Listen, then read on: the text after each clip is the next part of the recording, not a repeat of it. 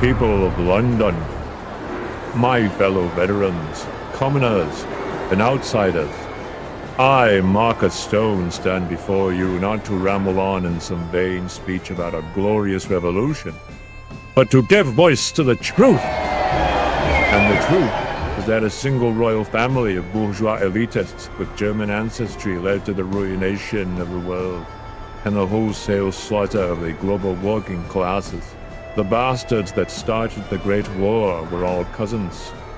This single family of oppressors called themselves by many names: Romanov, Hohenzollern, Habsburg, Windsor.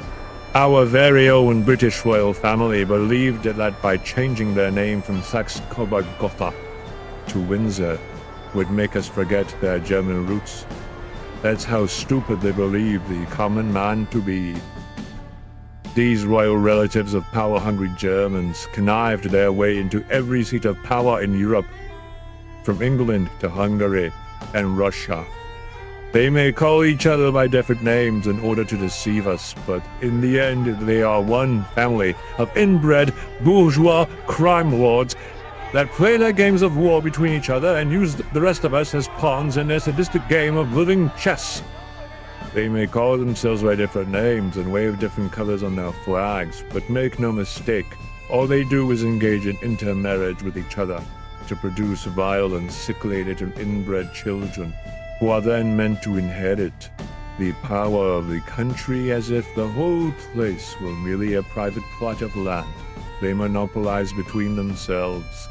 But this is not their private property. This is our land.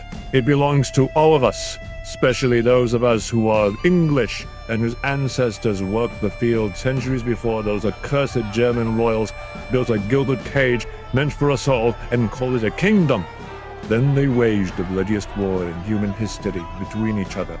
They sent the working man off to die and destroyed his house, be it in France, Russia, England, or even accursed Germany. For we working men of Europe have more in common with each other than with the royals who wave our different flags. Whatever the outcome of that war, this family alone triumphed, and we the workers are the losers, as we are abandoned amidst the ruins they left behind. But no longer. Our oppression ends now. It is our turn to triumph over their corpses. It was their mistake to make us good at violence, only to fight their wars and murder ourselves to enrich their pockets. My comrades, that mistake has proven fatal for them. For now it is the time we use our mastery of violence against them. Now we seize the wealth they'd stolen and share it equally. So I led my fellow commoners through the sewers of London, in order to bypass the last of the loyalist defenses.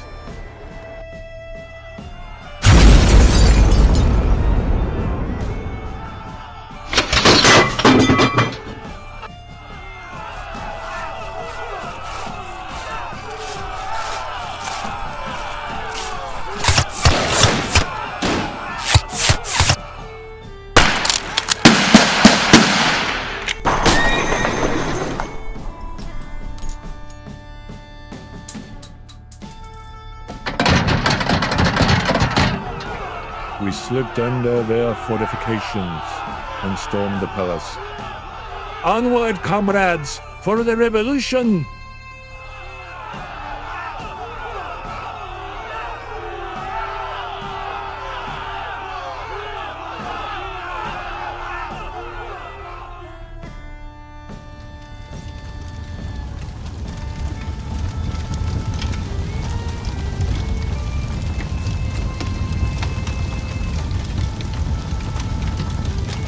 The loyalists were barely able to resist the power of the people. As for the royals, well, blue blood didn't make their bodies burn any differently than those of my comrades in the Great War. The whole family was executed, except for one. The loyalists managed to smuggle the youngest brat from the palace before we managed to fully take it. A terrible disaster, since only one of these vipers is enough to rally those blinded by royal blood. This truth had to be hidden, So we were forced to slay all those present in the execution. Their bodies were to be burned alongside those they had executed. It was necessary for the revolution. The oppressive British Empire is abolished! We hereby declare the founding of the Commonwealth Union, transforming the bourgeois empire into an international Marxist society, tasked with championing justice for the workers, be it in Europe, Australia, Canada, Africa, or Asia. In this day, the term Commonwealth will have a new meaning. Wealth to the common people, made possible through a communist state run by the people. Well, gentlemen, let's get down to business. Hey guys, thanks for watching.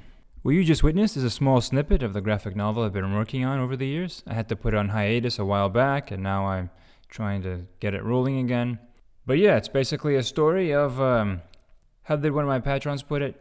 Kaiserreich with Space Marines, basically. But yeah, it's basically an alternative Europe after the German Empire won World War I. So, what did you think? Did you guys like communist Christopher Lee? And this snippet was the introduction of one of the main antagonists of the series. So, of course, he's the bad guy. It should go without saying. I do not endorse any sort of violence to the royal family. In fact, I quite like the royal family. This was just an alternative history homage to the Anastasia legend. And little Princess Victoria, who survives the revolution, has a great character journey planned for her if we manage to bring the series forward. The story was written by me. I also did the voice acting, but we used AI to turn my voice into Christopher Lee, which was quite cool. But the art was done by Gabi. A real human made the art. And yeah, we are experimenting with trying to use AI alongside human art and human effort and human performance to try to make AI enhance human effort instead of trying to replace it. Working with these tools, it becomes increasingly evident that they are in fact tools. As impressive as they are, their limitations become more and more evident the more you use them. We tried using AI to color the pages that were drawn in black and white to cut costs, and yeah, that didn't work. But I don't know, I guess we'll just wait and see. Thank you, my patrons, for helping us out, supporting us through thick and thin, and thank you all for listening to my ramblings. Have a good day, my friends.